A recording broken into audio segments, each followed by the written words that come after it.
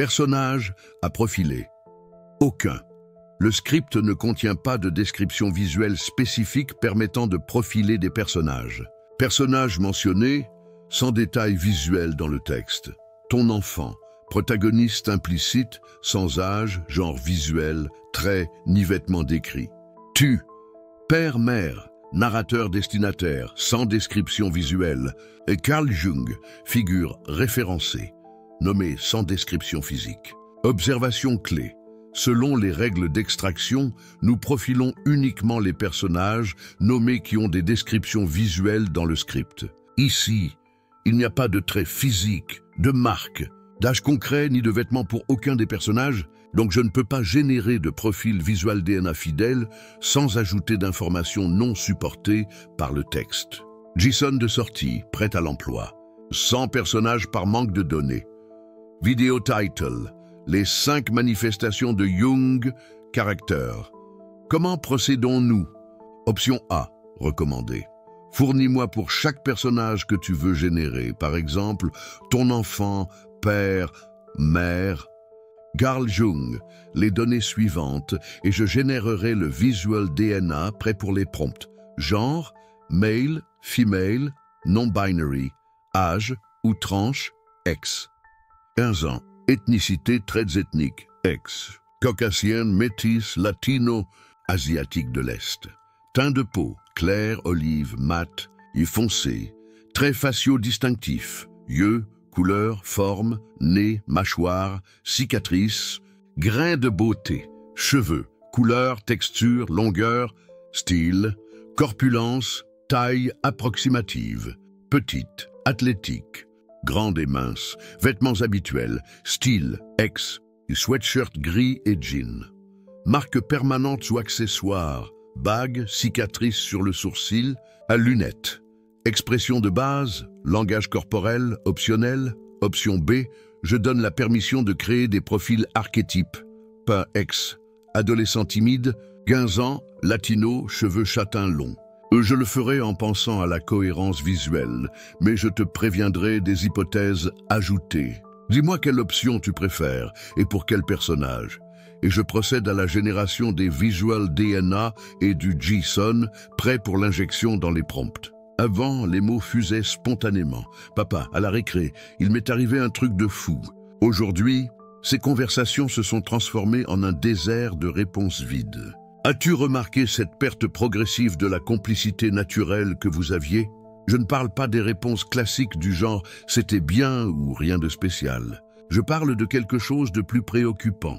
Quand tu poses directement une question, les réponses sonnent comme récitées, comme s'il avait appris un texte par cœur pour te tenir à distance. Ce n'est pas simplement une phase de développement. Jung comprenait que lorsqu'un enfant commence à ériger des barrières de communication systématiques avec ses figures d'attachement principales, il active des mécanismes de survie psychologique. Son psychisme se prépare à affronter quelque chose qu'il perçoit comme une menace, qu'elle soit interne ou externe. La deuxième manifestation que Jung a documentée est l'inversion du schéma énergétique. C'est comme si un interrupteur interne s'était éteint.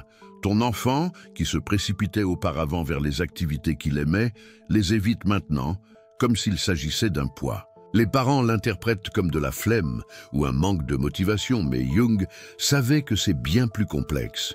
Ce n'est pas qu'il ait perdu l'intérêt, c'est que son système nerveux fonctionne en mode survie, redirigeant toute son énergie vers l'autoprotection émotionnelle. Tu remarques qu'il dort davantage, mais il n'est pas reposé pour autant.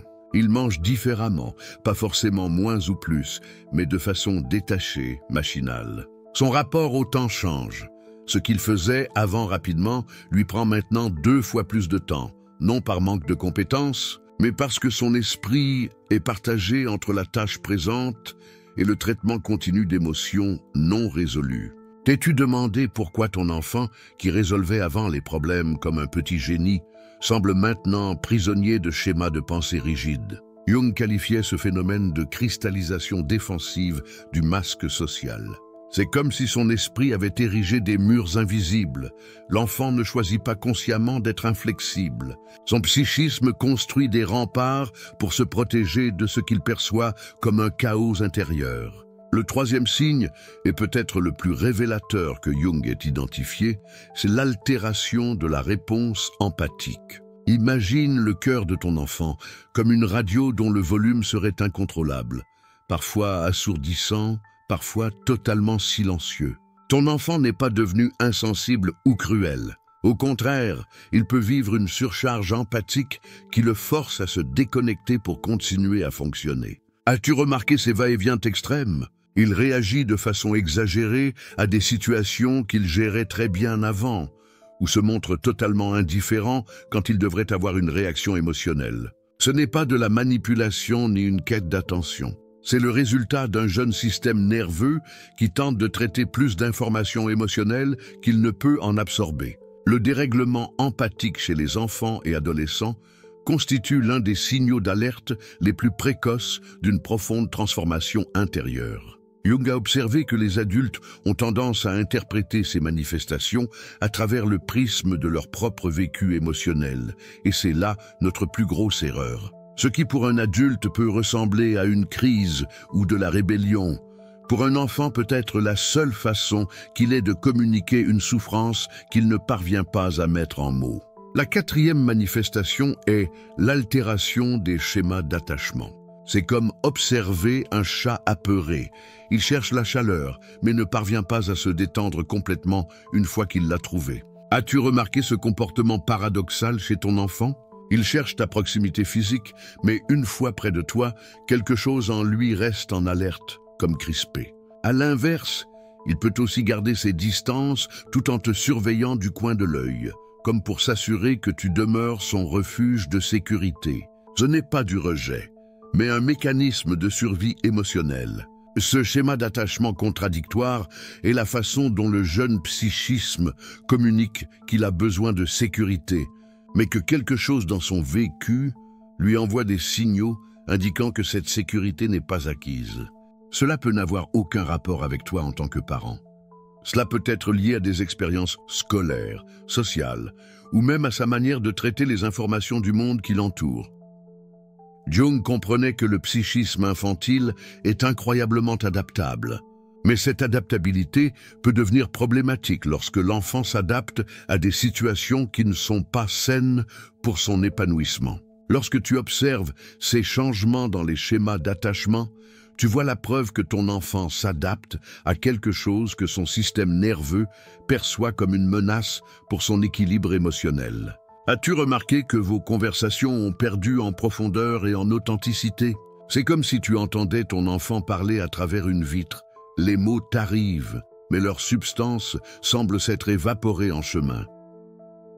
Je ne veux pas dire qu'il parle moins, mais quelque chose de plus préoccupant. Quand il parle, les mots semblent flotter, vides de véritable contenu émotionnel. Jung appelait cela la déconnexion entre langage et expérience intérieure. C'est comme s'il avait appris une langue étrangère pour communiquer avec toi, tout en gardant son véritable monde intérieur sous clé. Cela arrive lorsque l'enfant a compris qu'exprimer sa véritable expérience intérieure n'est ni sûr ni compris. Ce n'est pas forcément de ta faute en tant que parent. Cela peut résulter d'expériences hors du foyer, de pression sociale, ou même de la surcharge informationnelle qui caractérise notre époque. Le cinquième signe identifié par Jung concerne l'altération du rapport à l'avenir. C'est comme si sa capacité à rêver lui avait été confisquée.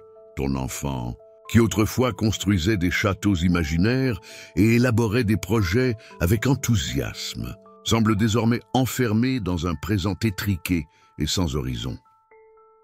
Te souviens-tu quand il parlait les yeux brillants de ses projets futurs, rêvant à ce qu'il ferait quand je serai grand? Désormais, lorsque tu l'interroges sur ses aspirations, ses réponses sont vagues, comme si évoquer l'avenir était devenu une zone dangereuse. Ce n'est pas une incapacité à planifier, mais plutôt son système nerveux en mode survie qui a épuisé toute son énergie à imaginer des possibilités. Tu remarques que lorsque tu lui demandes ses projets ou ses rêves, les réponses sont floues, génériques, comme s'il récitait ce qu'il pense que tu veux entendre. Ce n'est pas un manque d'ambition, c'est un réflexe de survie. Le jeune psychisme protège l'enfant de la déception ou de la souffrance anticipée en maintenant ses attentes au plus bas. Jung savait que lorsqu'un enfant perd sa capacité naturelle à se projeter dans l'avenir, quelque chose de fondamental se joue dans son développement émotionnel. Les enfants sont biologiquement programmés pour imaginer, planifier et anticiper. Lorsque cette capacité est entravée, c'est le signe que son système redirige toute son énergie vers la survie immédiate. Mais voici la révélation cruciale. Ces 5 manifestations identifiées par Jung ne sont que la partie émergée de l'iceberg. C'est comme regarder les vagues à la surface sans saisir la profondeur de l'océan qui les génère.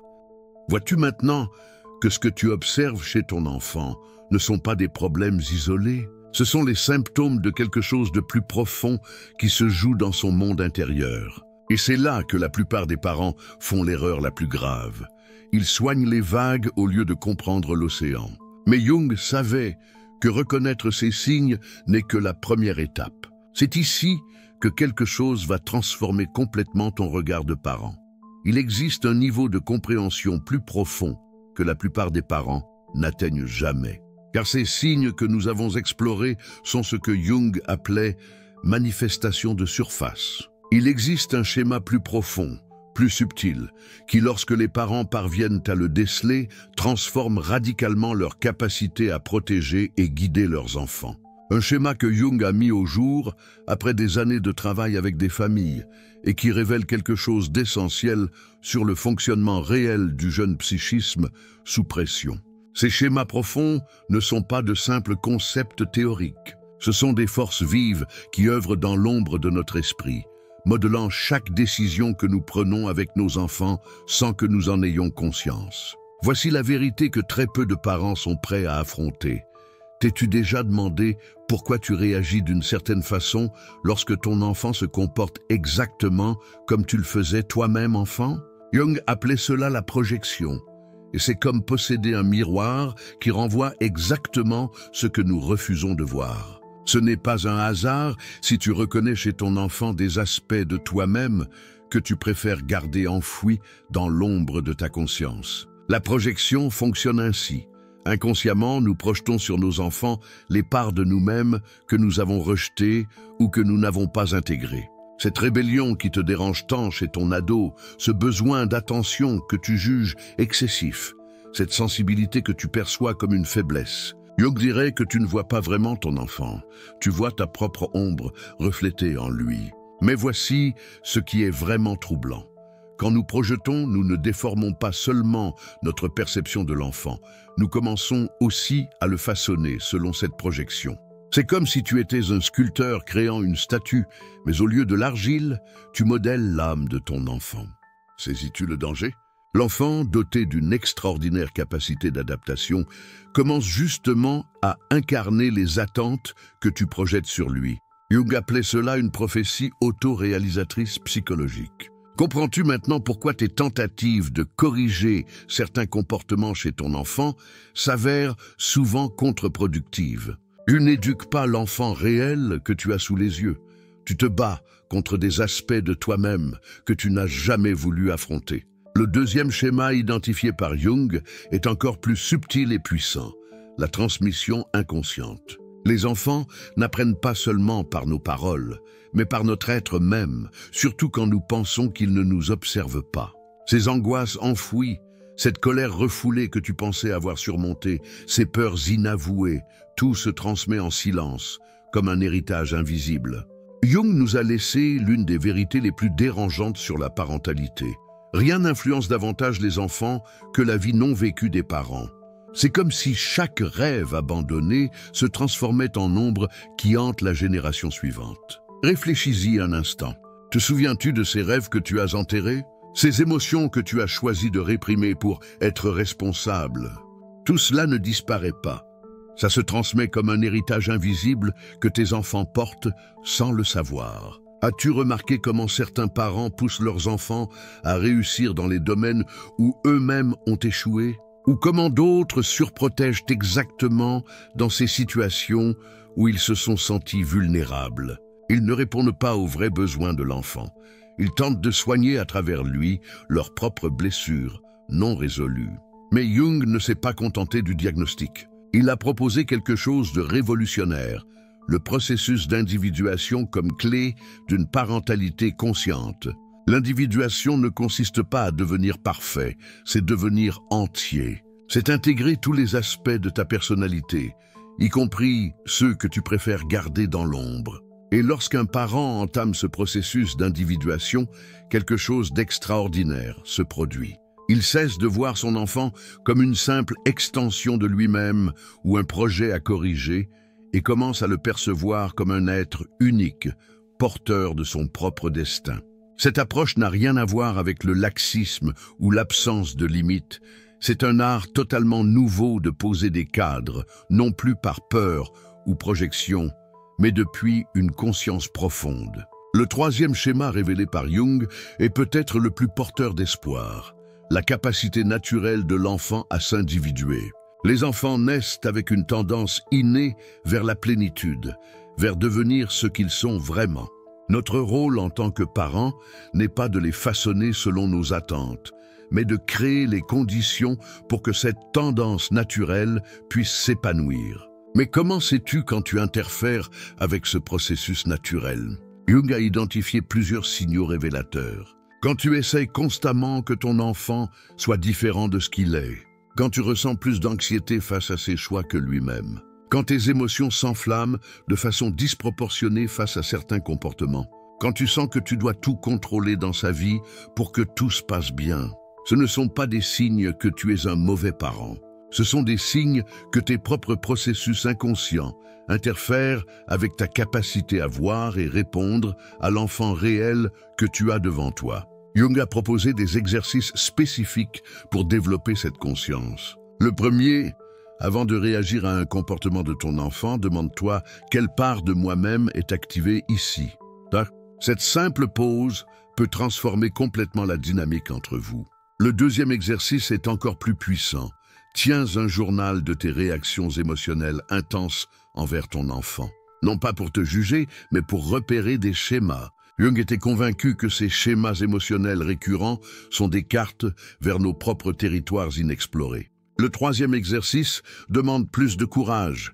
Identifie les traits de ton enfant qui t'agacent le plus et demande-toi honnêtement où tu vis toi-même ces mêmes traits, mais de façon refoulée ou niée. La plupart du temps, ce qui nous exaspère le plus chez les autres est précisément ce que nous refusons le plus de reconnaître en nous-mêmes. Or, Jung savait bien que la simple connaissance intellectuelle ne suffit pas. Il parlait de la nécessité d'une transformation émotionnelle profonde. Et celle-ci survient quand nous cessons de résister à nos propres émotions inconfortables et commençons à les voir comme des informations précieuses sur notre monde intérieur. Mais quand la transformation a lieu, quand un parent accueille sa propre anxiété au lieu de la projeter sous forme d'inquiétude excessive, quand il reconnaît sa colère refoulée au lieu de punir les émotions de l'enfant, quand il accepte ses peurs au lieu de surprotéger, quelque chose d'extraordinaire commence à se manifester.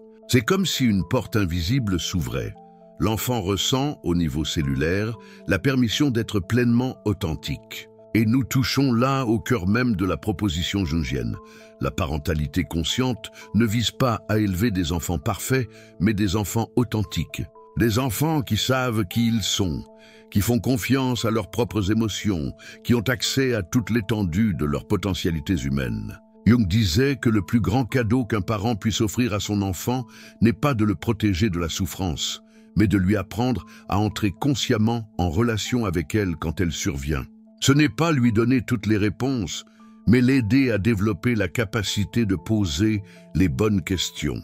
Peux-tu imaginer ce que serait élever un enfant depuis ce lieu de pleine conscience? C'est comme passer du jardinier qui tente de forcer une rose à pousser comme un tournesol, à celui qui crée simplement les conditions pour qu'elle s'épanouisse selon sa nature. Au lieu de réagir automatiquement depuis tes blessures non résolues, tu réponds depuis la clarté. Au lieu de projeter tes peurs, tu crées un espace sacré pour qu'il explore ses propres limites. Au lieu d'essayer qu'il devienne ce que tu n'as jamais pu être, tu deviens le guide qui l'accompagne dans la découverte de qui il est vraiment. Cela ne signifie pas qu'il n'y aura ni conflit ni défi. En fait, Jung était convaincu que le conflit conscient est nécessaire à la croissance. Mais il existe un abîme entre le conflit qui naît de la projection inconsciente et celui qui naît de limites claires posées depuis l'amour et la conscience. Le parent qui a entamé son propre processus d'individuation peut accueillir les émotions intenses de son enfant sans avoir besoin de les réprimer ou de les contrôler. Il peut poser des limites fermes sans culpabilité ni ressentiment. Il peut permettre à son enfant de se tromper sans sentir que ses erreurs remettent en cause sa propre valeur en tant que parent.